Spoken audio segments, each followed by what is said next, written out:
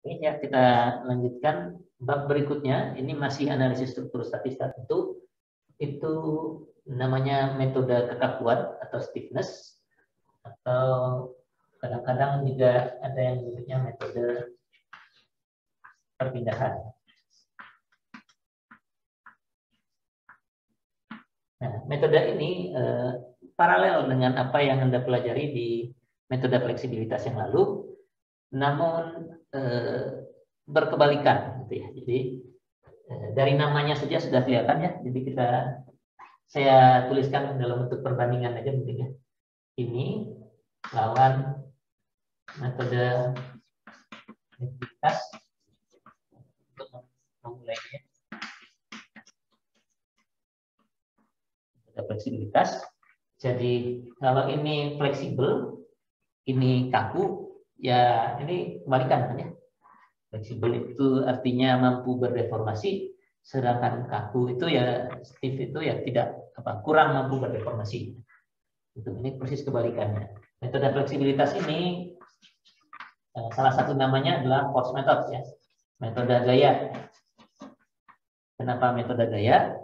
Karena yang dijadikan unknown-nya ya, X1, X2, X3 tadi itu adalah gaya. Nah, kalau di sini unknown-nya itu adalah perpindahan. Jadi gaya dan perpindahan itu saling tukar-tukaran di sini begitu. Nah, ada sejumlah hal lain yang bisa kita bandingkan dari kedua metode ini sambil mengilustrasikannya dengan struktur yang pertama dulu. Dulu di awal metode fleksibilitas kita mulai dengan struktur statistik tentu ini ya. Ada jepit dengan roll. Itu strukturnya namanya, ini dari namanya saja. Struktur kita namanya di sini statis tentu. Ini kelebihan gaya ya. Dalam hal ini reaksi. Kelebihannya gaya.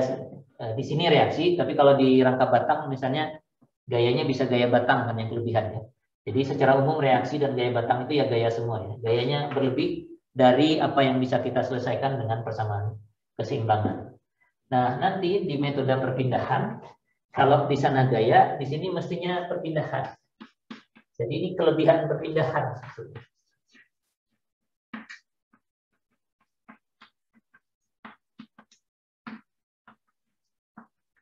Kelebihan perpindahan itu istilahnya kinematis.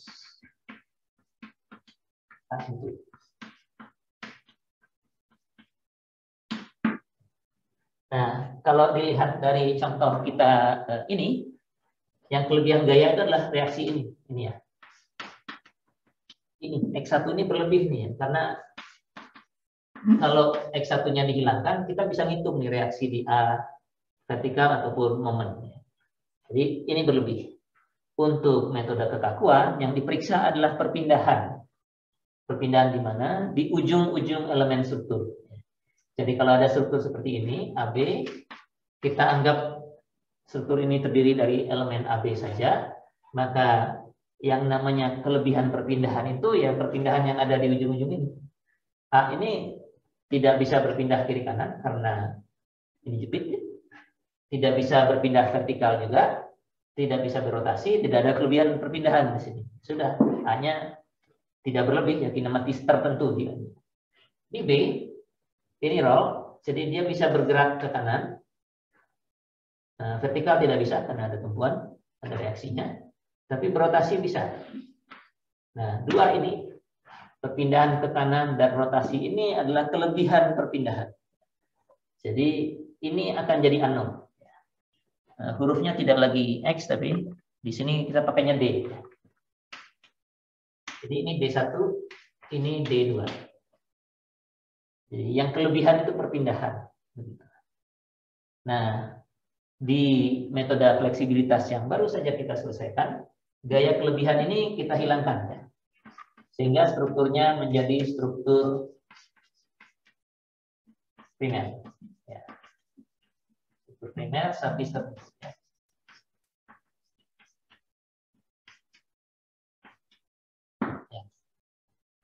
hilangkan gaya kelebihan.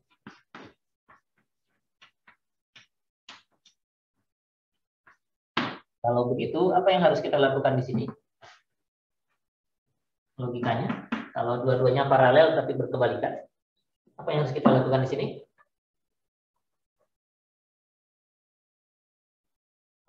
Ini kelebihan, itu kelebihan gaya, dan gayanya kita hilangkan. Ini kelebihan perpindahan, apa yang kita lakukan?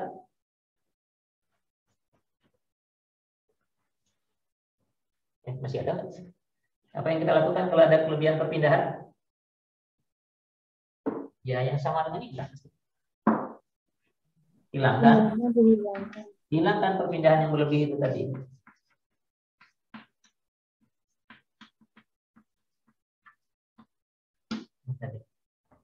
Bagaimana caranya? Nah, yang berlebih itu tuh di B ada bisa berpindah ke kanan sejauh D1, bisa berputar sebesar D2 yang kita belum tahu nilainya. Agar D1 dan D2-nya hilang, tidak ada D1, tidak ada D2, harus diapakan roll itu? Ilustrasinya sebelah sini. Oh, ini tadi jadinya gini ya. Ini struktur primernya ya. Nah, dan ini bebannya. Nah, kalau di sini agar perpindahan di B hilang, strukturnya harus bagaimana? Yang A sih nggak berubah. B-nya harus jadi apa? Sendi ya, Pak. Jadi waktu jadi sendi hanya D1 yang hilang. D2-nya belum hilang. Karena sendi masih bisa berotasi. Masih bisa berputar. Jadi jepit berarti. Harus jadi jepit. Nah, ini. Jadi struktur primernya untuk metode kekakuan itu hanya begini. Tidak ada pilihan lainnya. Selama masih ada perpindahan, kalau mau dihilangkan, jadikan saja jepit di situ, dimanapun ujung elemen itu. Gitu ya. Nah, ini lebih menguntungkan kalau kita mau mengotomatisasi prosesnya ya, proses ini. Waktu milih struktur primer ini, Anda punya pilihan. Apakah reaksi di B yang mau dijadikan gaya kelebihan atau misalnya momen di A gitu. Nah, itu pilihan seperti itu tidak praktis untuk otomatisasi menggunakan komputer ya. Nanti seperti kita bilang ke komputer, ada komputernya bisa bilang ada gaya kelebihan 1 gitu ya. Oke, hilangkan gaya kelebihan itu. Terus komputernya nanya, yang mana? Kalau Anda jawab terserah, komputernya bingung. Nggak tahu yang mana. Anda harus tentukan yang ini. Sementara ini enggak, pilihannya hanya 1 unik ini. Pokoknya jadikan semua ujung jepit. Gitu. Oke, komputernya bisa jalankan gitu. Sekali disuruh beres ya. Jadi yang ini lebih straightforward. Dengan sekali suruh ya hasilnya seperti ini. Struktur primer pada metode kekakuan adalah struktur jepit-jepit. Makanya kemarin bebannya ada ya. Jadi salah satu PR itu ada problem yang seperti ini, karena sekarang di metode kekakuan kita dianggap sudah bisa mendapatkan hasil kalau struktur ada struktur yang kiri kanannya dijepit, dan sudah bisa mestinya ya.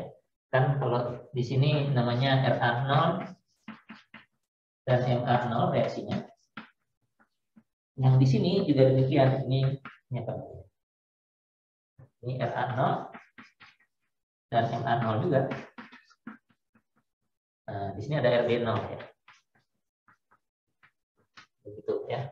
Kan tadi ada reaksi di situ ya. Aslinya begitu ya. RA, MA dan RB. Sekarang setelah struktur primer, reaksi-reaksinya kita kasih nama 0 ya. Jadi ini seperti menguraikan struktur itu lagi. Struktur itu sama dengan struktur ini ditambah dengan gaya kelebihan nanti ya. Ini juga begitu, struktur yang sana sama dengan struktur ini ditambah dengan kalau di sini diterapkan lagi yang dihilangkan tadi, X1-nya kita terapkan. Kalau di sini gimana? Primer ini apa yang kita lakukan? Ya terapkan lagi perpindahan yang tadi dihilangkan ya. Jadi kasih perpindahan sejauh D1. Ini karena ada 2, saya bikinnya 2. Atau begini aja barangkali. Biasanya kalau strukturnya begini, D1 ini kita sudah tahu, ini nilainya 0 nih, karena tidak ada gaya di lambda horizontal. Biar gambarnya paralel 1/1. Jadi yang ini saya hapus dulu. Saya sudah tahu D1-nya pasti 0 nih kalau bebannya begini.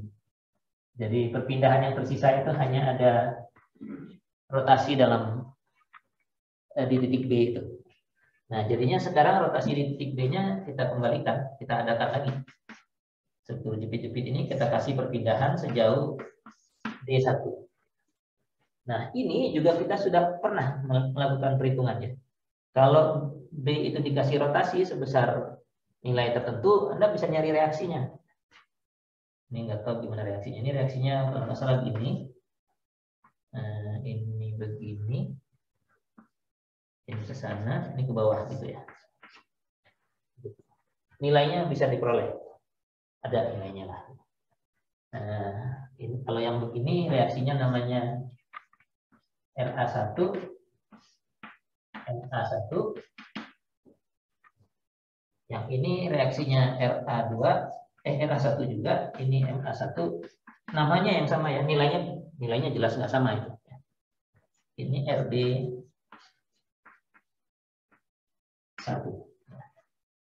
Begitu.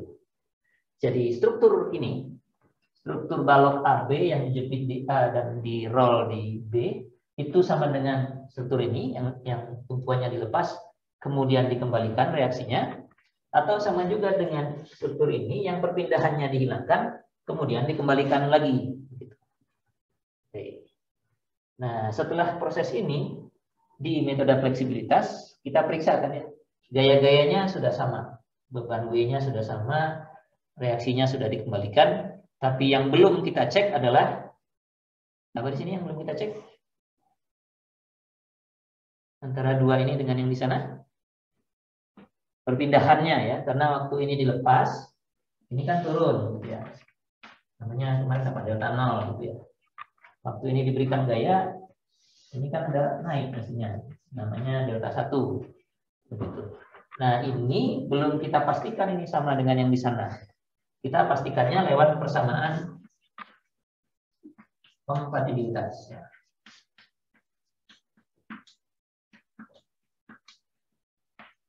Yang isinya delta 0 tambah delta 1 sama dengan 0 ya. Karena rollnya tidak mengalami perpindahan sama sekali ya. Dalam arah RB tidak ada perpindahan. Nah, logikanya kita harus cek juga ini. Waktu kita mengubah dari struktur itu menjadi jepit-jepit ini, kemudian mengembalikan perpindahannya, yang belum saya cek apanya? Ya. Apanya? Perpindahannya sudah benar ya. Perpindahannya ada D1 di situ. Di sini nggak ada perpindahan, di sini dikasih D1. Sudah betul perpindahannya. Yang belum apa? Gaya-gaya sudah ada. RA di situ sama dengan RA0 tambah RA1. MA di sana sama dengan MA0 tambah MA1. RB di sana sama dengan RB0 tambah RB1 ini. Yang belum apa? Momen di B ya, Pak. Momen di B yang ini. Ada ini. Oh, waktu ini juga ada, waktu ini reaksi, harusnya di sini ada reaksi nih. Nah, gitu. Ada gaya di sini yang kita belum perhitungkan, ada gaya yang di sini yang kita belum perhitungkan, yang harusnya kalau dijumlahkan nilainya 0. Nilainya 0 karena di sana tidak ada momen ya. Kalau soalnya ngasih di sini ada momen, nilainya nggak 0 ya. Jadi mirip seperti perpindahan tumpuan tadi, tapi lebih umum. Karena kan kalau struktur begini saya kasih momen di sini boleh-boleh aja kan ya. Jadi gaya ini ditambah dengan gaya ini yang muncul pada waktu kita menjepit B-nya dari roll jadi jepit, gaya ini muncul, itu harus sama dengan momen di situ. Kebetulan tidak ada momen di situ, jadi sama dengan 0. Jadi apapun ini namanya, dia bukan reaksi ya, karena aktualnya bukan reaksi di situ ya. Nanti ada namanya, waktu tata nama kita buatlah. Sekarang apalah disebutnya? M aja dulu saya buat ya. MB, ini MB ya, MB0 gitu ya, tapi ini bukan reaksi. Ini MB1 gitu ya.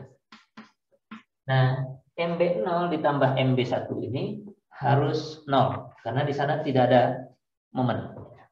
Nah, persamaan apa itu?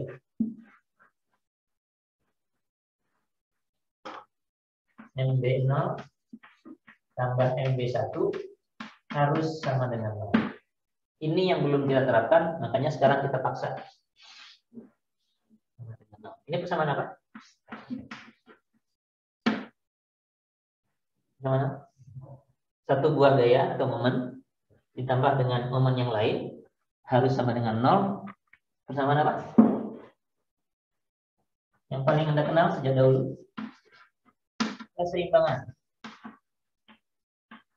Ya, jadi di metode kekakuan, persamaan keseimbangan yang kita selesaikan terlebih dahulu. Ini MB0 ini bisa Anda hitung karena kalau bebannya diketahui Anda dapat nilainya. Ini perpindahan D1 kita belum tahu. Jadi semua reaksi ini pasti dalam D1. Jadi ini ada satu nilai, ini ada fungsi D1 sama dengan 0. Anda bisa selesaikan D1-nya di sini. Dari sini kalau kita persamaan keseimbangan kita selesaikan, kita dapatkan D1 sama dengan sekian. Oke. Nah, kalau D1 sudah dapat, RA1 bisa dihitung ya. MA1 bisa dihitung karena fungsi D1 semua. Dijumlahkan, sudah dapat. Jadi formulanya sama dengan yang lalu. Reaksi, kalau ini sudah selesai, saya nulisnya di sini aja. Biar paralel dengan yang lalu, sama-sama di atas. Sama di sini. Kalau yang lalu setelah X diperoleh di situ, reaksi itu kita peroleh dari R0 ditambah R kalikan X. Kalau di sini reaksi yang lain ya tinggal R0, karena di sini juga ada R0. Dan di sini juga ada R kecil, misalnya ini belum dikeluarkan aja D-nya ya, nanti ada R kecil. Kalau D-nya dikeluarkan, reaksinya jadi huruf kecil semua. R kecil dikalikan D. Ya. Begitu. Jadi polanya sangat mirip. Makanya dua-duanya paralel. Tapi ini seperti yang satu jalan dari depan ke belakang, yang satunya dari belakang ke depan. Begitu. Tapi kita mencari hal yang sama. Mencari sama-sama reaksi atau sesudahnya dia dalam. Yang satu lewat gaya yang berlebih, dilepas dulu, kemudian kompatibilitas menghasilkan gaya yang berlebih itu duluan, baru reaksi yang lain. Kalau ini perpindahannya berlebih, dihilangkan dulu, lalu pasang lagi sehingga kita dapatkan persamaan keseimbangan. Nah, perpindahannya itu yang diperoleh duluan, baru reaksi yang lain dicari. Jadi paralelnya demikian. Nah, bentuk persamaan kompatibilitas dan persamaan keseimbangan ini juga paralel. Cuma sekarang belum kelihatan karena nama-namanya belum muncul. Nanti kalau pas waktunya, ya mungkin sekitar sejaman lagi di akhir kuliah ini, kita akan bisa lihat bahwa bentuk persamaan kompatibilitas dengan bentuk persamaan keseimbangan ini juga mirip. Ya, ada matriksnya, ada vektornya, ada di sini tadi apa? Ada delta dan delta 0. Di sini juga demikian. Gitu. Nah, tadi saya sebutkan positifnya pertama bahwa di sini tidak ada pilihan. Jadi prosedurnya sekali suruh beres gitu ya, tinggal dikerjakan karena langkahnya pasti hilangkan perpindahan pasti begini bentuknya, lalu hitung gaya-gayanya pasti sekian gitu ya. Jadi lebih bagus untuk otomasi. Yang kedua, bagi Anda yang tidak suka ngitung momen, karena kan untuk ngitung koefisien fleksibilitas, ngitung momen statika yang lalu lah gitu, di sini tidak perlu lagi. Sama sekali tidak perlu karena modal Anda cuma ini dan ini sudah dihitung ya. Sudah dihitung di PR yang lalu, ini sudah dihitung di kuliah kalau nggak salah ya. Ya, akibat perputaran, akibat perpindahan salah satu ujung sudah pernah kita hitung di kelas. Jadi sekarang nilai-nilai reaksi ini bisa Anda baca saja di tabel. Asumsinya karena sudah pernah dikerjakan, Anda sudah tahu dari mana datangnya. Ya, ini tinggal baca tabel saja. Nah, Anda nanti kalau begitu mengerjakan problem ini ya coba saja rasakan, tidak perlu menghitung momen lagi, tapi baca tabel, nuliskan, baca tabel, nuliskan, baca tabel, nuliskan, lalu selesaikan persamaannya. Jadi usaha Anda pertama itu hanya ini, menyelesaikan ini nanti. Yang lain itu cuma menuliskan, ya. Tuliskan, tidak ada hubungannya sama statika, sudah dilepas sama sekali statika. Itu yang kedua, kalau itu dianggap sebagai suatu keuntungan ya, nanti tapi begitu Anda mengerjakan nanti komen-komen kalau dari yang dulu jadinya membosankan karena ini seperti seperti kurang kerjaan aja gitu ya. Nilai-nilai kita bacain, kita ambil, tuliskan gitu, kemudian baru selesaikan problemnya. Ya memang ini cocoknya untuk komputer gitu, yang sekali suruh meskipun berulang dia akan lakukan terus tanpa salah gitu. Kalau kita yang melakukannya ada aja salahnya, nyalinnya salah, naruhnya di tempat yang benarnya salah. Ya itu trade off-nya ya, tidak perlu ngitung statistika dan macam-macam, cuma nyalin aja tapi nggak boleh salah. Oke, itu yang kedua. Jadi ilmu mekanikanya sudah tidak kita pakai lagi di sini. Modal kita hanya ini, tabel dari struktur yang dijepit kiri dan kanan dengan segala macam bebannya, segala kemungkinan beban yang ada, bisa merata, bisa terpusat di tengah, di pinggir, dimanapun, bisa momen, macam-macam, segitiga dan sebagainya, dan tabel elemen struktur yang dijepit kiri dan kanan yang mengalami perpindahan di salah satu ujungnya. Jadi ada beberapa kemungkinan yang akan ke kiri, ke kanan, ke atas, ke bawah, berputar searah jarum jam, berlawanan putaran jarum jam di kedua ujungnya. Itu yang kedua. Yang ketiga adalah bahwa di sini perpindahan kita dapatkan duluan. Meskipun tidak diminta, saya jadi tahu rotasi di sini berapa besarnya. Ini. Ya itu satu keuntungan ya, ada informasi tambahan. Sementara kalau lewat metode fleksibilitas, belum tahu kita perpindahan. Kalau mau cari perpindahan, ada terapkan lagi beban satuan dan seterusnya. Jadi setelah semua reaksi diperoleh, kasih beban satu satuan. Kalau mau tahu rotasi ya kasih momen satu satuan, kemudian hitung lagi. Ya. Padahal strukturnya statis tertentu ya, jadinya harus dilepas lagi dan seterusnya. Walaupun fleksibilitasnya mungkin masih sama. Ya. Jadi ada keuntungan ketiga, kita dapat deformasi. Jadi bisa secara kualitatif kita bisa tentukan ini atau gambarkan. Misalnya kalau dapat B1-nya positif begini, kalau ini panahnya begini ya searah jarum jam, berlawanan putaran jarum jam, jadi B-nya tadinya horizontal jadi begini, sehingga baloknya kurang lebih akan begitu misalnya ya, deformasinya. Jadi ada keuntungan tambahan bahwa perpindahannya sudah dapat kita peroleh duluan sebelum reaksi kita dapatkan. 3. Nah, satu hal yang ada satu lagi, metode kekakuan ini lebih universal sifatnya. Kalau ini hanya untuk struktur statis tak tentu, kalau metode kekakuan untuk yang manapun bisa ya. Jadi kalau saya mau menganalisis struktur yang begini aja, hanya begini gitu ya, ganti level, terus ada gaya di ujungnya, V misalnya, seperti itu, pakai metode kekakuan bisa. Dijepit aja ini, kemudian kembalikan jepitnya, nanti dapatnya dari perpindahan dulu, dari situ baru dapat reaksi. Terus tapi kan mubazir, Anda juga udah tahu nih P begini reaksinya RA. Ya kalau Anda yang lihat mubazir gitu ya. Tapi kalau komputer enggak, sama aja buat dia gitu. Mau soalnya begini atau mau soalnya rumit, cara menyuruhnya sama gitu ya. Jadi dengan sekali nyuruh struktur-struktur yang mudah begini sama struktur-struktur yang lebih rumit dia bisa selesaikan. Jadi tidak ada batasan strukturnya harus statis tak tentu. Struktur biasa pun yang sudah dikenal dari sejak statika yang lalu bisa dikerjakan dengan metode kekakuan ini. Nah, hanya trade-off-nya adalah bahwa ukuran anom D-nya ini bisa meningkat dengan cepat. Ya. Ilustrasi ini sudah perbandingannya udah ya. Saya coba ilustrasikan di sini.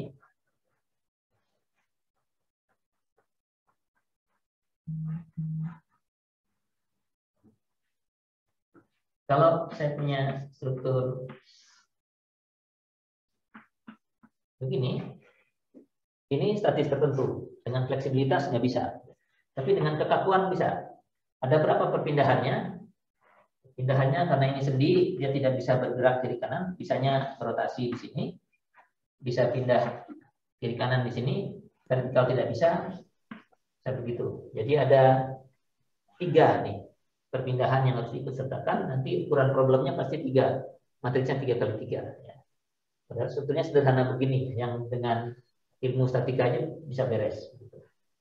Apalagi kalau sudah lebih rumit. Kalau di situ aja yang satu reaksi kelebihannya, tapi perpindahnya ada 2 ya. Cuman satu karena bebannya tidak ada yang aksial, kita hapuskan satu. Yang lain lagi misalnya, oh ada satu lagi. Karena kita bicara elemen struktur, nah elemen struktur itu bisa saja tidak harus penuh begini. Bisa saja strukturnya kita anggap terdiri dari 2 elemen. Jadi ini ada A, B, C. B ini apa? Cuma sambungan aja. Tidak ada apa-apa, bukan engsel, bukan apa, hanya baloknya terus saja. Tapi titik B kita anggap sebagai ujung dari elemen AB, disambung lagi dengan BC, satu elemen. Kalau begitu ceritanya, di sini ada bisa bergerak juga B-nya, ke kanan atau ke kiri, ke atas atau ke bawah, dan B-nya berotasi. Gitu. Nah, derajat keluasannya nambah 3 jadinya, tadinya 3 jadi 6. Jadi ukuran problem kita, ukuran persamaan keseimbangan kita ini bisa meningkat dengan cepat ya. Umumnya besar-besar, kecuali struktur-struktur tertentu saja yang kebetulan lebih menguntungkan daripada yang ini. Tapi soal ukuran ini kan nggak terlalu masalah kalau kita serahkan hitungannya ke komputer ya. Jadi menyusunnya aja yang lama gitu ya. Karena misalnya ada ini 6, jadi 6 buah persamaan keseimbangan, Anda susun dulu, menyelesaikannya serahkan ke komputer. Kalau Anda program dari awal, sebenarnya menyusunnya juga bisa komputernya sendiri yang melakukannya.